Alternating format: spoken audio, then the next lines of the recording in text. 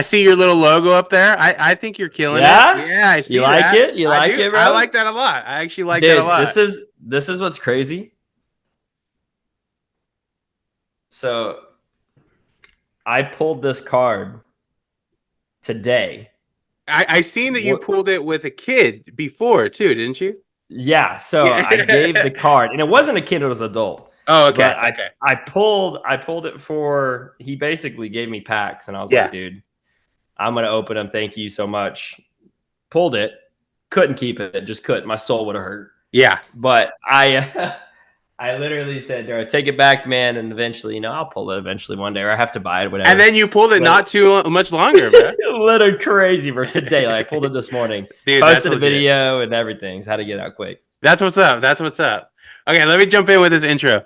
What's up, everyone? This is Mrradillo. I am back with my brother, Derek Arguello. We're back with another. It's so close. How was it? How was it? How was it? How was it? Well, when I say close, it wasn't close at all, but it's okay. Good. So tell me how you say it. We say Arguello. Arguello. Yeah. I feel like Arguello is more technical. I don't know if you have some Hispanic or anything up in there in that line. I do. My grandpa was from New Mexico, and then my grandma, she swore up and down we were Spaniards. That we are Spaniards through and through. And so to be frank, I feel like I pronounce it correct and you pronounce it wrong. I'll be honest. We've Americanized it probably. We've probably Americanized it. It's like Mrradillo. No, it's Mrradillo. Yeah, technically, right? Yeah. I feel you. Anyway, this is not. I've always said Guayo. Arguello. That works too. Yeah, I mean, you're doing it right. Ways. It's your last name, bro. It's your last name. Yeah. Sorry.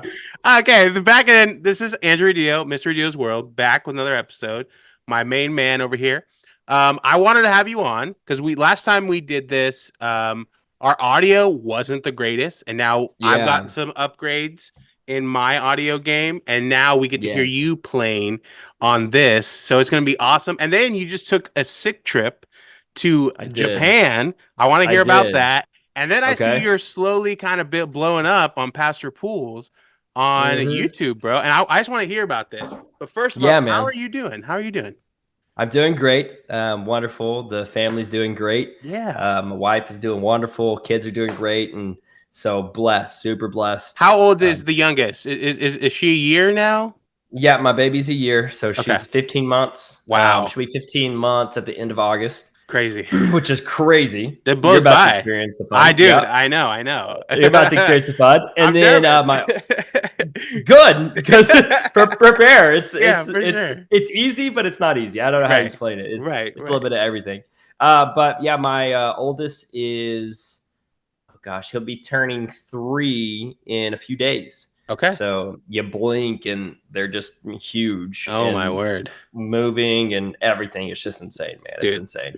But blessed. Okay. Yeah. Blessed. Super well. Like you said, man, got to do some trip for missions work. How's the church doing before we jump into that?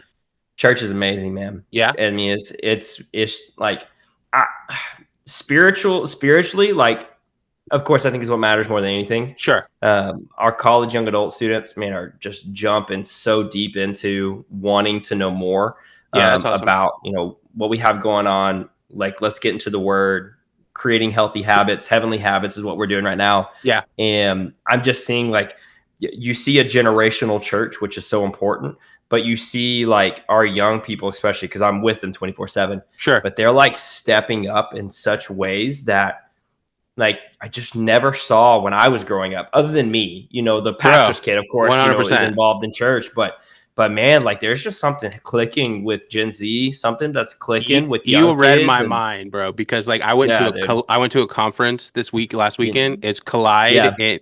So good at Little Rock.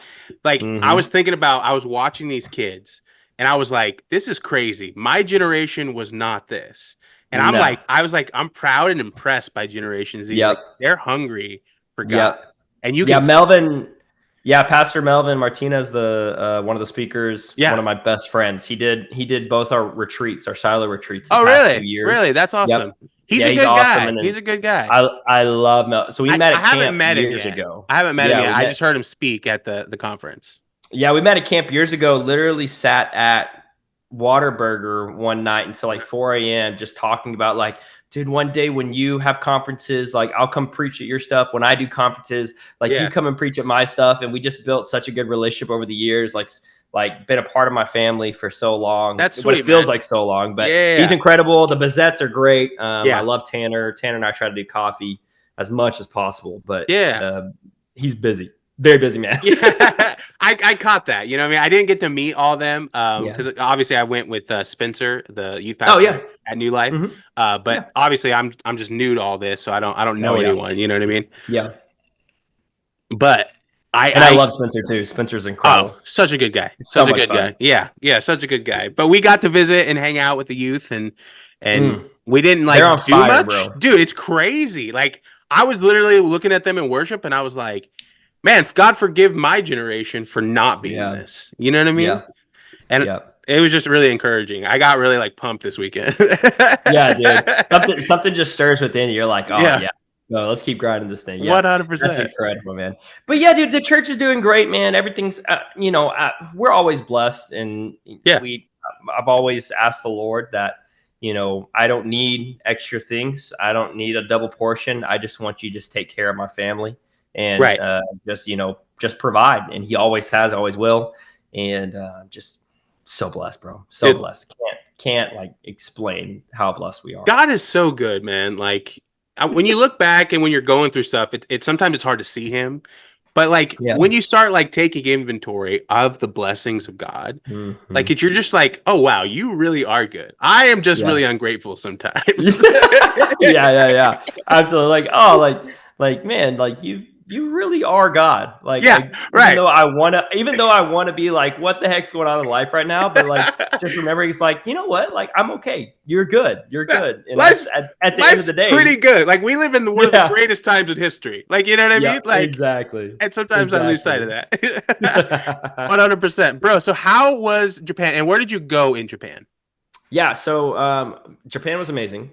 Probably one of the coolest places I've ever been to in my life. Really? I've literally, when you think of Coco, the movie, the little animated movie Coco, that's what Japan is almost like the underworld, the city, and how it's stacked on top of each other. Oh, interesting. That's Japan. It's not flat at all. It's layered. And so you're a part of the city's underground, in the subway area. There's full cities underneath there, malls, restaurants, places, hotels. Yeah, all underground.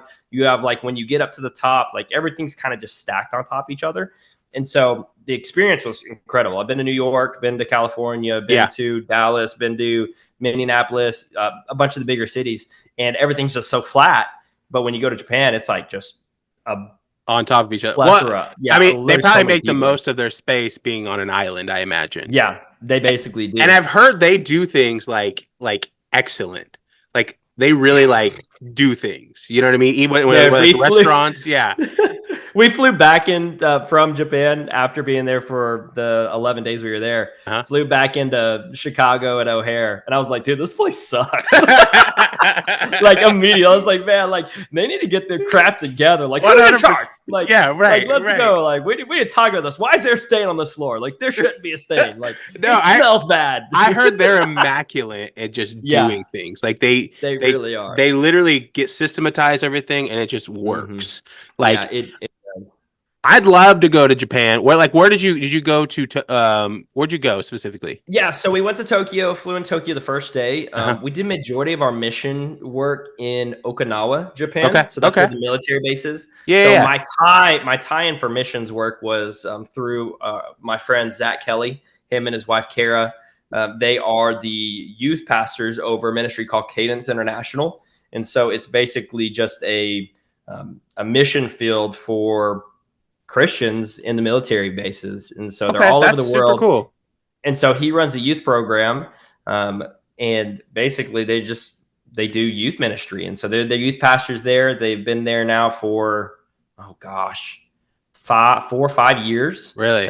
Their kids, they're so integrated. Their kids read in Japanese. They can speak English, but they can't read English. It's so cool. Wow. But yeah, it was really, really interesting. But going and hanging out with them in Okinawa, got to go to the military base.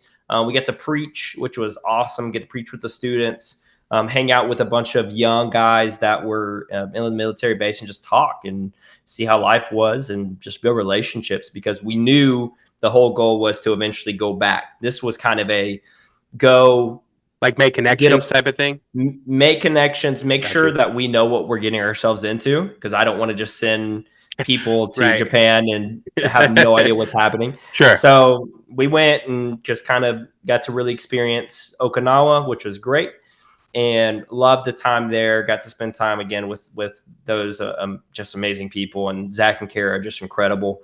And then after that, we flew back to Tokyo, spent like a day and a half in Tokyo, which was not enough. You need like 2 to 3 days, truthfully, to really see everything you want to see. Honestly, you need a week. Just to be honest, you need to stay as much as possible.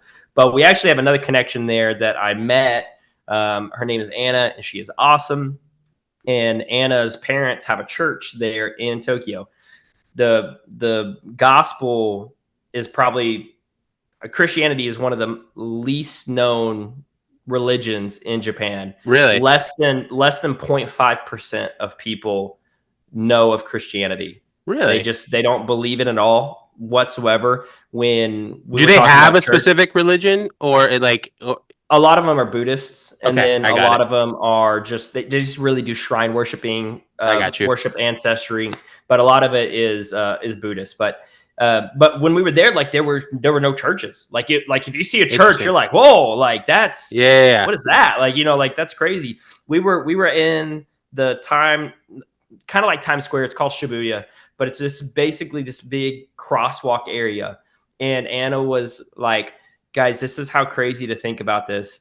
There are thousands of people all around us, and we are probably the only believers in the spot right now. Like with everyone that's around us, we're the only ones that believe Jesus is Lord. That's a crazy feeling.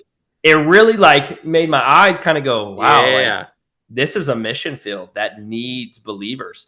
And so, man, they're putting in the work.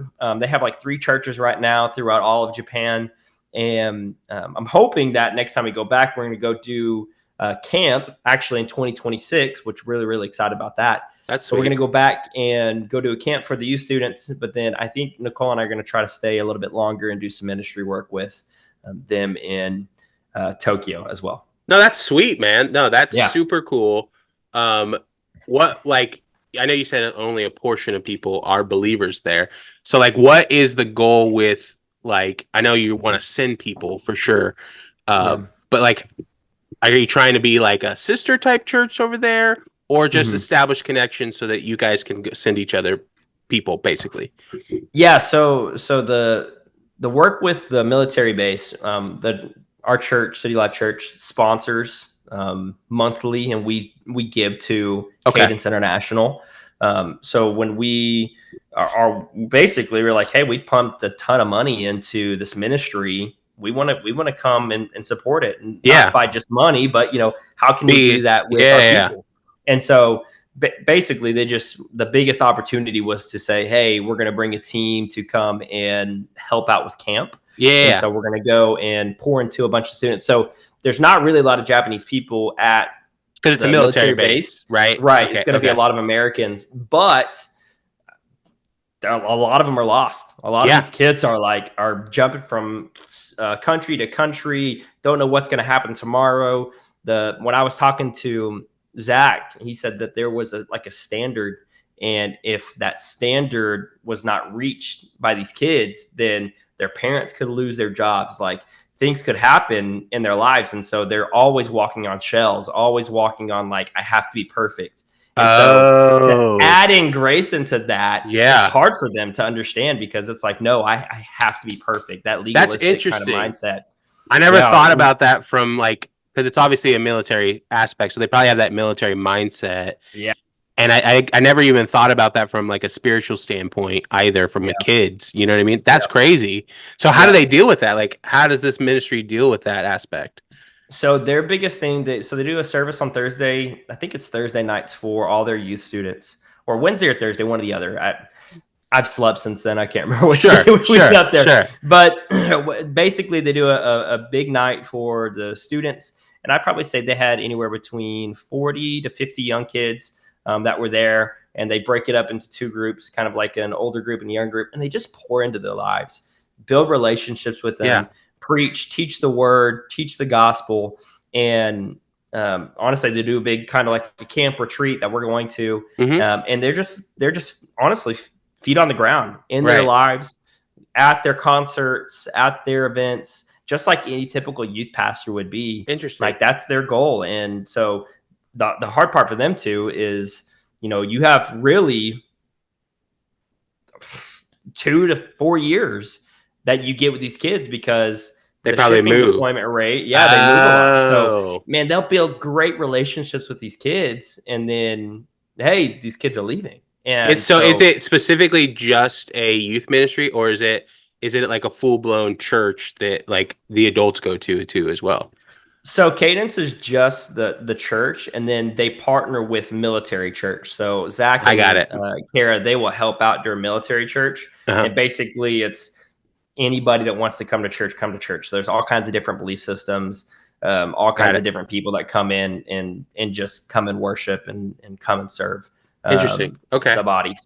So that's it. The youth ministry is kind of its separate being. I got it. I couldn't imagine, like, youth is kind of like that in general, just because you have 4 years with them, right? But I couldn't imagine like every 2 years, every 2 to 3 years, just a revolving door of new people, right? Yeah. And with youth ministry too, a lot of times those kids stay, like maybe in college ministry and things like that. You're right. Or like they go to college down the road, or 3 hours away. But like these kids are like leaving country, like 14 hours away. That's crazy. That's got to be so heartbreaking. You know what I mean? Not only for the kids, but for the leaders as well. Because you build those bonds, and then those bonds are like gone. And I mean, obviously you're planting seeds, but it's got to be like a really hard youth ministry, I imagine. It's very difficult. And so when we were there, they said that they were literally losing, I think, 30 kids. 30 kids were going and moving to different places. And so he was just like, I'm kind of heartbroken right now, because you put all this work and effort in, but you know that you've done right. You know that you followed and been obedient to the Lord, and you pray that all the work and all the effort and all the time and all the investment goes with those kids. And I know for a fact, Zach and Kara are connected with them at all times. Sure. Always trying to, hey, come back to Japan. Right. We'll pick you up from the airport. We'll take care of you. So that's just kind of who they are. Is the ministry on the military base specifically? So like, are they military? Like, are they a part of the military, or are they not? So they used to be. They used to be, and so they don't have. No, they're not anymore. But they have. But through Cadence, they're able to get passes and stuff. I got you. Because I was going to ask that, because those bases are pretty locked down, and so you kind of have to like have this. What is it called? The credentials to get anywhere. Yep. So I was curious, exactly. So they get passes. Okay, so they live in Okinawa, like outside the base, then. Yes. Understood. Yep. Okay. And then they'll go into it every day. But I think they have all their passes and stuff. I'm sure. Like, it's their ministry, so I'm sure they're doing everything right. Absolutely. But, so how is it for them, like, being culturally in Okinawa? And obviously you're not them, so you can't fully answer. But I'm about to pull out from the week of the 5 days that we were there. Right. Yeah, I'm sure it's a challenge to like live in that culture and then go to this drastic military-based culture and do ministry. From your experience, how was that aspect? It's hard with any ministry, because Japanese people are very closed off. Oh, really? They don't like strangers is not a thing. Like, they don't talk to strangers. Exactly. Like, unless you are needing something from someone, or like going to help somebody with something, greatest people in the world. Yeah. But like, you don't just walk up to somebody and say, "Hey, how are you doing?" Like, they have words for it. But if you did say, "Hey, how are you?" in Japanese, they'd kind of look at you like, "Why are you asking me that?" Like, really? That's interesting. Like, super weird. So they've been in this culture now for years, which is the best thing that you can do, especially within this culture. And so they're building relationships slowly, because it's kind of like, you finally eventually sit down and talk to somebody that you've gone to the same restaurant for 3 years. That's and crazy. You finally know that, your birthday's in June. So what are they Right. What do they think about Americans when we come in? Because we're very a specific type of people, right? So when we come there, I'm sure they're pretty much like, oh, these guys. Like, yeah. Right now, from what I've been told in Okinawa, a lot of people in Okinawa don't like the military base. I got you. They were kind of just forced into the war Sure. between after World War, everything that happened along those right, lines, right. And so it kind of just got forced into things. And so I was talking to him about it, and he was like, "Yeah, I mean, majority of people are cool with it, but you have a big group of people that just like are protesting every day Really? at the military bases. Yeah, that they're just like, we don't want you here, go home, kind of thing." So he's like, all you can do is just hopefully love them and just be yourself. But everyone's like, you're an American. Yeah, okay. You're gonna be loud. You're gonna be, that's just who you are. Right. And so when you go and you try to think about, okay, what are all of the quote unquote rules that the people would want to follow and want to show, being honoring, being very kind. I literally think this, and people might think I'm crazy, but I think the people of Japan are one step, are so close to really falling in love with Jesus because they already uphold a lot of the characteristics of Christ. Oh, okay. And so if they could just, if a movement could just start within Japan, and movements are already starting to happening. What do you think the block is for them? Is just no exposure, or is it more just like the belief system is just hard for them to take? Traditionally, I don't think it's the belief system. I think that they would lose their family, basically. I got it. So it's like a Muslim thing. If you accept Christianity, the Japanese people would literally look at you like you're crazy. Really? Like, why? Like, what are you doing? Are you joining a cult? Are you okay? Do you need help? And so it's kind of an eye opener of like you will kind of get shamed and you will lose everything. Wow. Okay. And so there is that kind of like, I've kind of heard things here and there, but that's a cult. That's weird. We don't do that. We just worship our ancestors. We'll go and pray at the temples.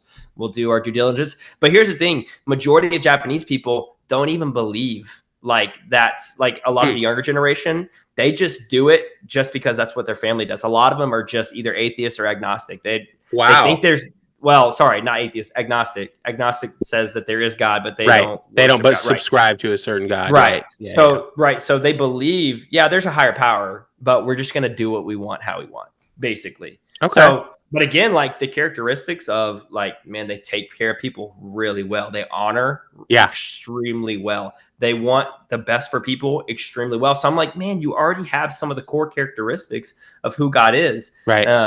They just lack grace. Grace is so difficult for an older generation. Yeah.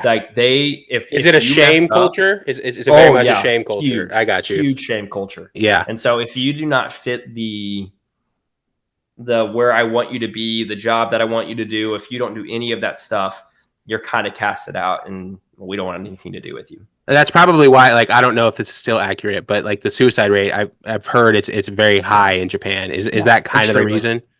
I got you. Extremely, because if they mess up, or if they don't get the job, or if they don't do certain things, then culturally they're failures, and so they would just give up, or just jump in front of the train, that's crazy.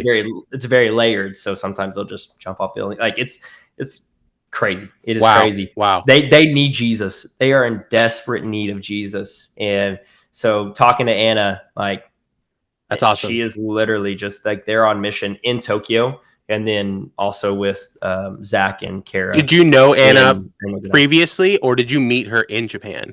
No, so I met her actually here in Hot Springs. Really? Maddie. Oh, okay. Gonzalez. Maddie met her in New York. And so when she was working up there for their program that they worked for, and when Maddie came home, she brought Anna with her and said, I want you to come experience Hot Springs. And that's sweet. She's never seen anything. So we met her there. She got to go and sit on my mom and dad's couch and talk for hours about, church and stuff like that, and about Japan. And so when I knew we were going, and I texted, I was like, Anna, we're coming. We want to hang out. We want to see. Would you show us around? I'll pay for your food. I'll take care of you the entire day. We just come help us, please. Because that's sweet. We're the foreigners looking. Yeah, right. What do we do? But that's isn't it amazing how God like ordained relationships. It's incredible. It's only God, right? Because you can't explain like that much of a chance. The fact that you guys already planned a trip to go to Japan, and then Maddie comes back with a friend who she met through ministry, and now you got a new connection in Japan. It's God. Totally God. Oh yeah, it really is. It really is. And so it's been really cool. I will go back. We're going back, like I said, in February of 2026, and oh man, I'm just so excited. I really am. I'm so excited because, I mean, if I was single, had no kids, I'd move immediately. Immediately learn the language, so be a part of the culture. You kind of nudging the wife, being like, "Hey, Japan." No. I love it. I love it here, but it was really cool. It's a one in a lifetime thing. We have to make sure to remind ourselves, though, we're going for the right reasons. Right. I want to see Jesus be seen in Japan. Yeah. And I believe that it's happening. It's happening right now. And so if we can go and be a part of that in any way, shape, or form, we want to definitely be that. That's amazing, man. That sounds like such a sweet trip. What was your favorite thing about Japan besides like ministry, obviously? Pokemon cards. Was it the Pokemon? Like, tell me about the Pokemon cards in Japan compared to here in America. Fun. Okay, I will say this food was incredible too. Like, a lot of sushi, or what do they eat primarily? Yeah, dude, it's so cheap, bro. It's sushi, ramen, katsu, things like that. Like, you just literally just ramen bars everywhere, and just walk in and just say kore, and that kore means this. Yeah. And so you can just say, I want this and the number, or how many you want, or a lot of people know that Americans are going to be there. So there are some restaurants that are really accommodating to it and give you an English menu or something like that. Or, you can just kind of walk around and be able to talk to some people in English. I came into it thinking, more people would be able to really like understand more English, but no, like it's still pretty rough around the bushes with people learning English there. In Tokyo, it's a little bit better. And Okinawa is honestly even better just because the military base. They're around they're around Americans a lot. Yeah. So, but in Tokyo, it was actually pretty difficult sometimes. Like really trying to really communicate back and forth. Like when we got to the first night, we went to just a hole in the wall, sit around a little spot at not a bar, but like it had like a bench and everything. And you sit there and a guy looked at us and we're like, where do we go? And I just pointed and said kore, and he goes, okay. And he gives us 3, and we were like, yo, yes. And I was like, and I just, I was like, mizu kodasai, and which just means like water, please, or, just because I wanted to be.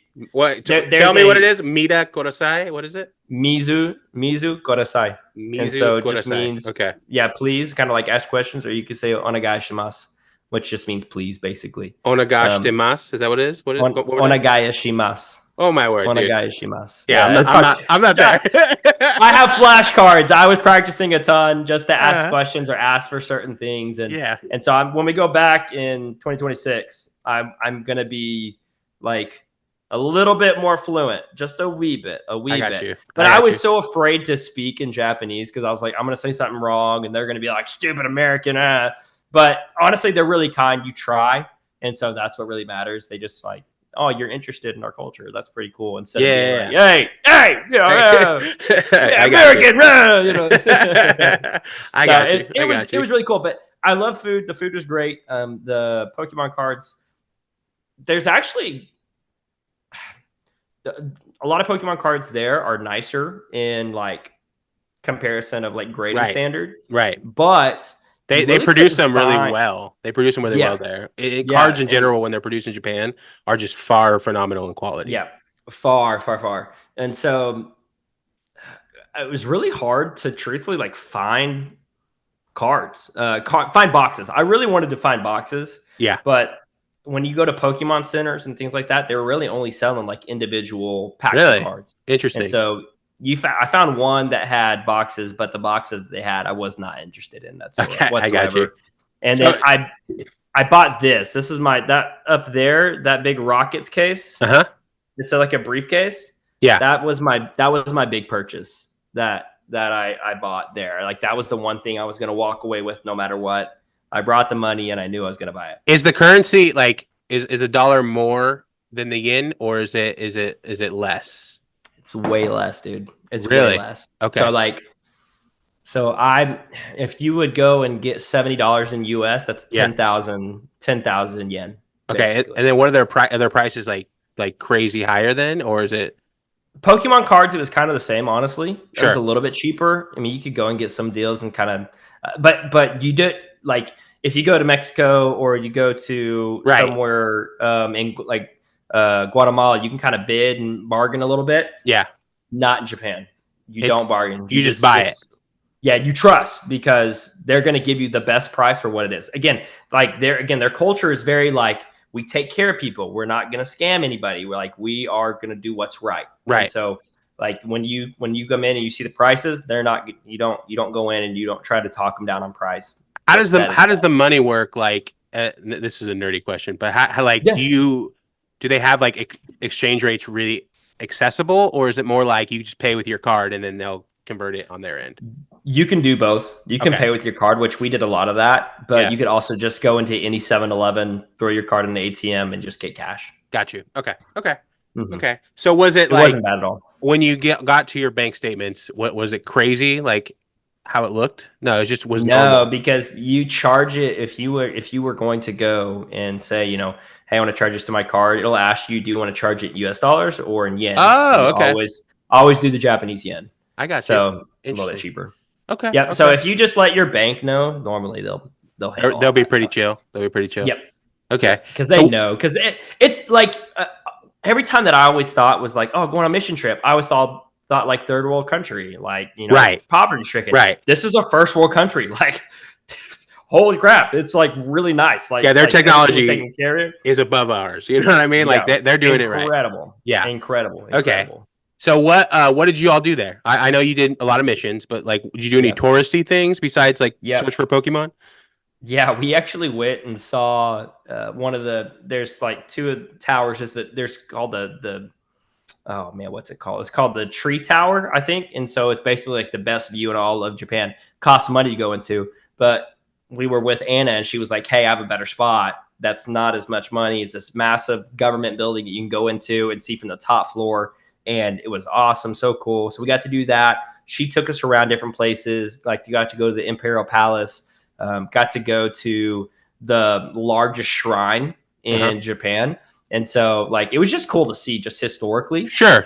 Just cool to see just because like, man, like this is history. It's been happening for thousands of years. Did you feel any like spiritual aspects to like when you were at the shrine, or was it just a shrine kind of thing? Not me personally. Anna did. And so like we honored her. She was like, we kind of went up to it. She's like, yeah, we can go up to it. But I was like, do we go in? Like, what do we do? She's like, oh, I'm not going to go in. And I'm like, okay, we'll stay with you. Like, we're going to honor you. She was just like, it has destroyed her people for years. And so for millennia. So generations, not millennia, generations. And so, for her, she's like, burn it all down. Like, like, she's like, no, we're not doing this stuff. Like, no.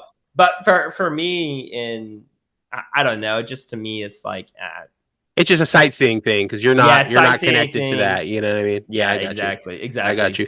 So, did you go to any like a Hiroshima or anything like that? Did you guys try to go that way? We stayed within. We only had like a day. Right. Do anything. So we really stayed in Tokyo, but there's a lot to see in Tokyo. Like it's huge, just huge. We went to like Tokyo Grand Station. We got to go to like 3 different Pokemon centers because they're all over the place. A train was the best way to travel. We were on the train a lot. Did you go to bullet train? Like, was it fast or like how? No, bullet train is only from like city to city. So if you were ever leaving outside of Tokyo to go to different places, then you have a bullet train, but you really don't ever use a bullet train. Most of the time it's just a normal subway kind of thing, but very clean, basically. I imagine. Yes, extremely. And on time. On time. They're precise. We got lost on the train a few times, but we never missed a train because it was always on time, but we definitely got on the wrong one a lot. So you guys didn't have I know you had Anna, but you didn't have like an interpreter going with you places. No. You guys were just like, we're going and we're going to figure it out. Google Translate, and just had our phone open so it would translate everything that was in Japanese. Like we're over here like pointing our phones up to signs, and they're probably like, "Man, what stupid Americans." Yeah, that's hilarious. That's American though. Like no plan. It is. We're just gonna go. We'll figure it out. No, we're just going. We'll figure it out. We'll figure it out. Yeah, okay, absolutely. all right. That's sweet. But yeah, that's it was a great experience, man. Just going, and we did a little vintage shopping and things like that. It was nice. It was really cool. I really love the experience, and I would encourage anybody to go. Yeah. But you got to have manners. You got to honor people pretty well, and listen to their culture, because their culture's screaming, and it's saying that hey, we honor people. We're not going to act up. You don't you couldn't even you can, but you're not even supposed to talk on the phone on the subway, on the trains. That's a no. You don't listen to music out loud. Everyone's got their headphones in and they're down like this. Everyone's just looking at their phone. They don't look at each other. They don't talk to each other. So did you have your phone down and just were staring at people? I was staring at people. I was staring at people. I was like, "Hi, how you doing?" No. There was a mixture. There's a mixture. Yeah, I got you. There was a mixture. If I could speak fluent Japanese, I would definitely try to introduce, talk a little bit here and there, just ask questions and then maybe try to spark something. But I was like, bro, I can't speak Japanese. I'm not going to risk that. I'm looking forward to when you go next time, so I can talk to you and just see how much different it is that second time, and because you spent more time there, that's gonna be sweet. Mm-hmm. So, so you've been blowing up a little bit on YouTube. What has been, how's that feel, for one? And then second, what's going on with that, man? Are you what have you been doing different for that? Yeah. So it feels weird. And I wouldn't even say it's blowing up. I'll say it's blowing up. For me, it's blowing up. But for other people, you're 3.5 thousand subscribers. That's armpit water. That's nothing. Sure. But for me, I'm and it was really been in the span of past month. Yeah. That I think in June. In June, I was 900 something subscribers, and then I just had 3 videos that did really well. And I've just started making connections with people. I try to comment back on everything, and it's been doing really good. So I feel very happy, just because I love to see the growth of it. To figure out monetization, though, has been my biggest goal. And so I'm going to start making some more content for videos rather than just shorts, because the monetization system is a little bit different. For shorts, you have to have 1 million views within the span of 90 days, which is ridiculous. Yeah, it's crazy. You got to go viral, I think, and then be that consistently kind of thing. Yeah. Or you can get 3,000 watch time hours on a video. And I think I can shoot for that a lot easier than do shorts. Right. But I'm still going to do shorts, because shorts is what really helped my channel out a lot. We've been doing live streams once a month where we give away a bunch of Pokemon cards. That's awesome. I've been talking to a bunch of shops in town, and talking to a bunch of just people, and be hey, anybody want to donate? Anybody want to give to this? And we'll give it away. This is not for me. This is just simply to give out to our community. Right. And I think each time we've given over $300, $400 worth of sealed product. That's what's get to up. open it on stream and give it away to people, which is a blast. That's what I love doing, and helping out our community and taking care of people. When I realized what I think YouTube works out the best is just simply loving what you do, not worrying so much about the metrics, right? And just enjoy it, right? And do it consistently. So I think the biggest difference is, I like to follow a guy named Alex Ketchum, and he has a lot of Pokemon knowledge, and his channel's blowing up. He's doing fantastic. And he's count uploads, not views, or count uploads, not subscribers. Because if you can consistently upload you'll start seeing the difference. And he's here's the proof. I started the past year, he uploaded every day for a year. That's good. Which I'm not going to do that. I'm going to be honest with you. Right. I got 2 kids, and he has kids, and the way that he shapes around his content based upon multi creating content all in one day, and then posting multiple things. So he'll go to one shop, buy stuff for the whole week, go and film for that entire week, voiceovers, everything, and then he just posts it. Same thing with Deep Pocket Monsters, Pat Flynn. They literally will just go and get stuff in one day, film it all in one day, do the voiceovers one day, edit it all in one day. Yeah, and then they have their stuff for the whole week. That's super smart. And so I've been trying to do a little bit of the same things, but for me and my content, it's just I didn't stop when it sucked. I think that's a huge thing because 100%. I've made awful content. It's been so bad. I know. Trust me, I know. Like our podcast, our first one was trash. Absolutely. Yeah. And majority of people would quit. Majority of people would just be like, I burned out of it or something like that. And that's what I think is like when you are making content that you love, there won't be burnout. Right. It's just because it's creativity. It's just fun. Like I don't care about making money through this. Like 100%. If it does happen, that'd be sweet. That'd cool. Be sweet. But like I'm not going to stop making content even if I'm posting to 12 people. 100%. But the more you consistently post and the more that you consistently do, you'll find people that love your content, that love what you're doing, and eventually it'll happen. Yeah, that's kind of the mindset I've been trying to approach it as. Like, I want to have conversations with people. Like, I want to talk to different people. I want to hear their stories. Mm-hmm. If those aren't like popping off, like I'm just gonna keep having different. Because I'm looking at it like I want to hear people's testimonies because I feel like those are so powerful. And everyone has a different type of story. You know what I mean? Like, and those are going to really help people, even if it's one person. Like, right. How much of a benefit are you having by helping one person?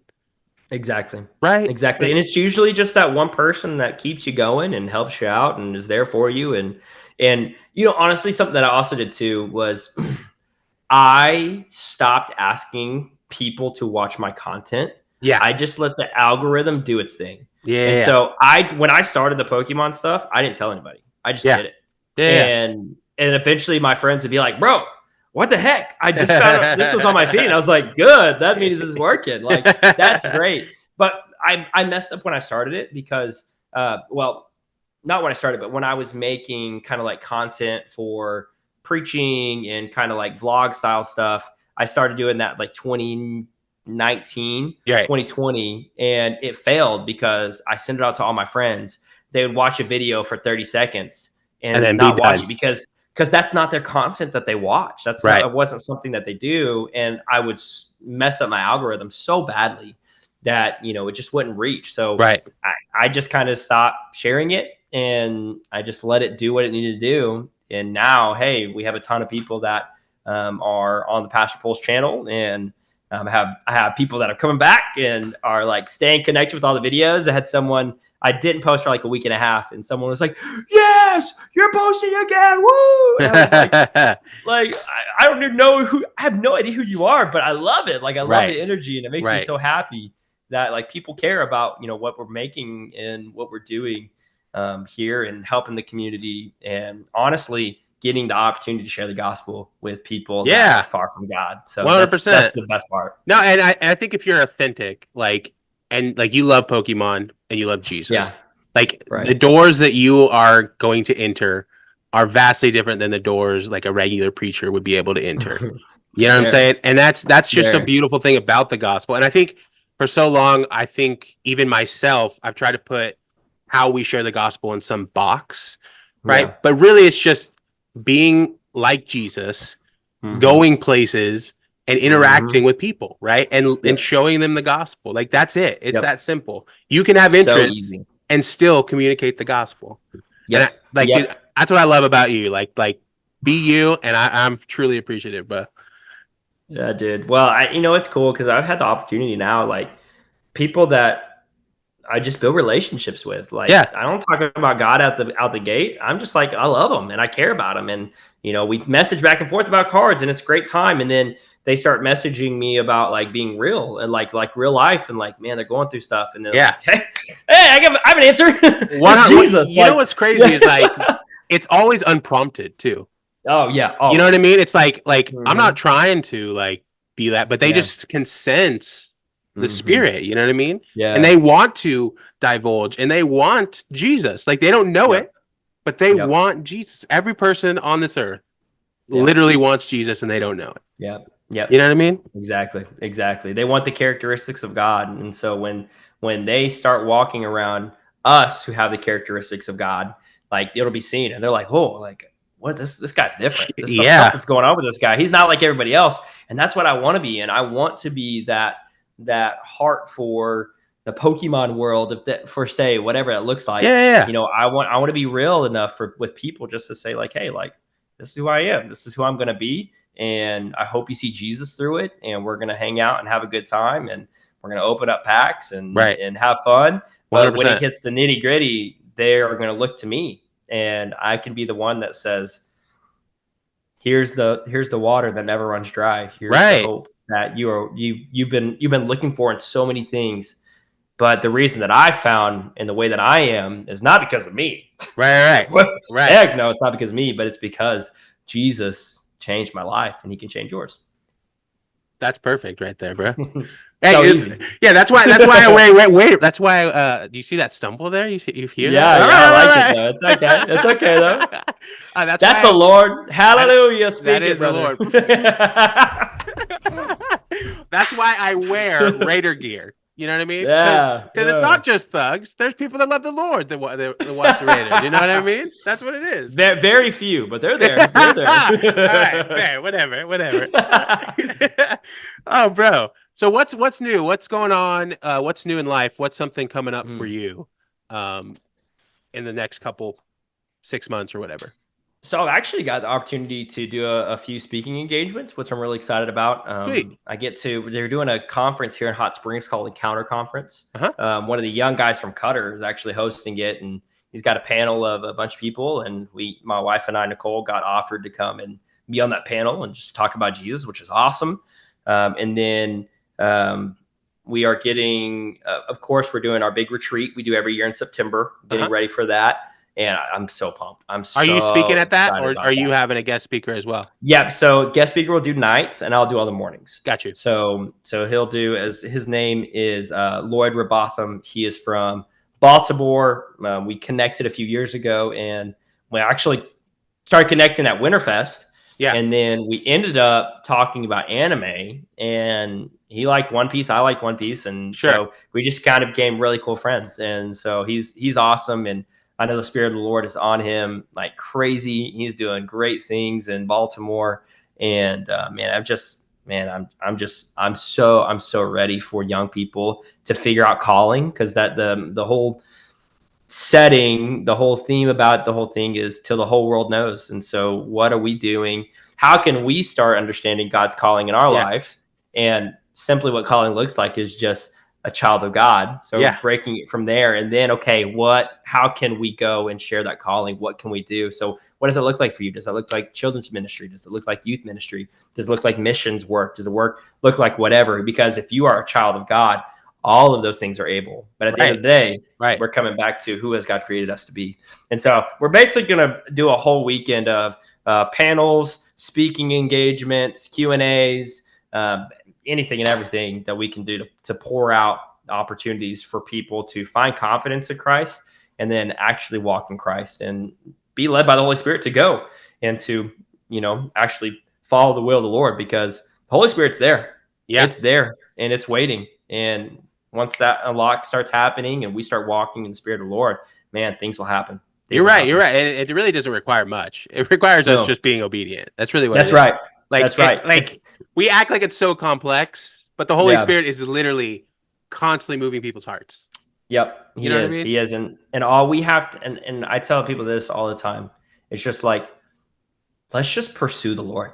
Like, pursue the Lord, not just like when I want to or when I can, but like every day in your word, every day in prayer, every day listening to the Holy Spirit. I was like, when is he going to lead you? Where, who am I praying for today? Like, God, like, stir that within me so that I can go and I can share. Stir that within me so that I can have opportunity to go and to share the gospel, because the gospel, it is so needed. And like you said earlier, people want it. They don't realize it. Yeah. And all they need is just that seed to be planted and something grow within them. Well, you can even tell, like, in what we create, like something simple as an anime show, let's say. Yeah. Every anime show is about a selfless being that always sacrifices himself to help every other people. Like it's literally the story of Jesus Christ over and over again. Yep. You know what I mean? Yep. It is. It is, bro. It is. And it's just countless. It's countless opportunity. And so, I tell people just trust in what the Lord's doing,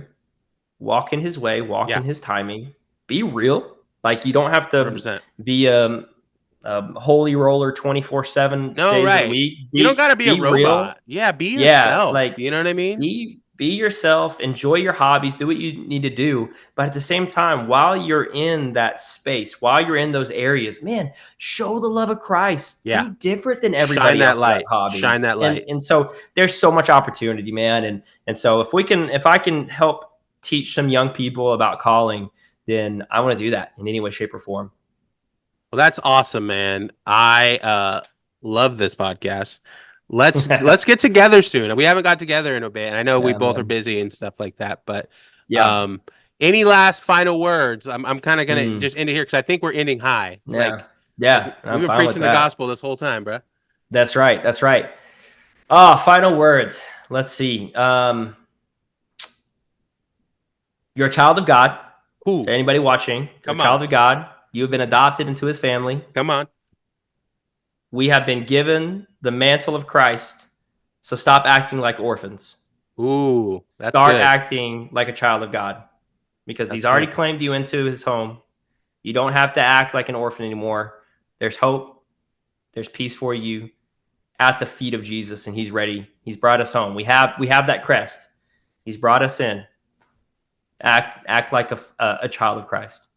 Bro, I love that. And truly, like I think people don't realize how good just being at the feet of Jesus is. Yeah. You know what I mean? Like if all I can be is at the feet of Jesus, and like this podcast reaches no one, you know what I mean? And what I'm doing in life, just being at the feet of Jesus, and I get to watch my family grow and just be a light in the community. Like I've won. I've won in life, brother. You know what I mean? Yeah. Anyways, I tell my thing is like, am I producing fruit?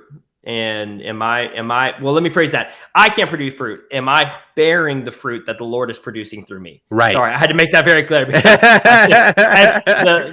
the branch can't produce fruit, and we try to produce fruit, but it's broken, it's messed up, and it's not good. We have to be connected to the vine, and as long as we're doing that, man, I'm all for it. Let's keep producing, and when pressure comes, we will see what you are holding. We will see what happens in your life, and you're going to see, are you spoiled? You can try to fake it all day long, but if you're really a believer and you're really going to walk in Christ, what you will carry is what will be seen. Right. You're right. Yep. Come on. Did you do a shout? You going to go shout? Like, do a lap. Let's go do a lap real quick. Let's do a little dance. Let's do a little trot. Let's show a trot. Hey, we're also doing, if I can say this, we're also doing a daily Bible reading. For our college young adult ministry. I'm doing it live on my page on Pastor Derek, PastorDerk. We go live every morning at 7 a.m. for the next 89 days. And we are doing a live stream, and we're just reading 2 chapters a day. And that's it. And we pray, talk to the group of people because we're building holy habits, heavenly habits. And knowledge is one of those habits that we have to have in our lives. So we're starting and digging in our word every day. So you want to join? If anybody wants to join that's watching this, come on. I was wondering because I've seen it. I was wondering what that was about. You like, why did you guys choose 90? So we chose 92 because it takes 3 days to start a habit, 3 weeks to continue through a habit, and 3 months to build a habit. We wanted to do it for 3 months straight and just say like, hey, we want this to become every day, and what will be 92 days, I will hope will be for the rest of our lives, because habits are something that we just naturally do, and we need to be in our word every single day. 100%. I have been the worst. Trust me, I've been the worst about it. Of like, man, me too, man. Me too. Next thing you know, I'm blinking, and it's like, I haven't read my Bible in 2 weeks. Yeah, that's it. And what's crazy is with life is you have these like seasons of like where you're on it. You're like you're doing it every single day, and then you just forget. And then you keep forgetting, and then it just turns to this other habit of like, well, I haven't read the word in a while. You know what I mean? Yeah. And it's easy to do. And that's why we have to be diligent, because the day of the Lord is at hand, man. The day of the Lord is at hand. That's right. So we're reading every single day. All right. And it's kind of like an accountability thing too. Our college students are they're up at 7 a.m. with me. And so if I'm not up at 7, I'm going to get like 12 text messages. Pastor Derek, where are you? Like, we got to read the Bible this morning. So that's good. I'm very blessed and excited to see how that goes. So yeah, join us. All right, we'll do. Well, this has been another episode of Mrradillo's World. I'm so glad you came on. Thanks, Derek. I'm glad we had to be able to do this. Adios. I love you, bro. Adios. Hasta luego. Yeah. What in Japanese? In Japanese, go. Isn't it konnichiwa? Oh, is that no? Jane. You can say Jane or like goodbye. The Jane is more like casual Jane. All right. Yeah, konnichiwa is more hello. I guess it is goodbye too. Is it like shalom? Like double shalom? Kind of, kind of like that. I got you. Yeah, it has both meanings, but we would just say like Jane or bye bye. That's what they bye bye. I like bye bye. That works. Bye bye. See you, bro. I love you, dude. Love you, bro.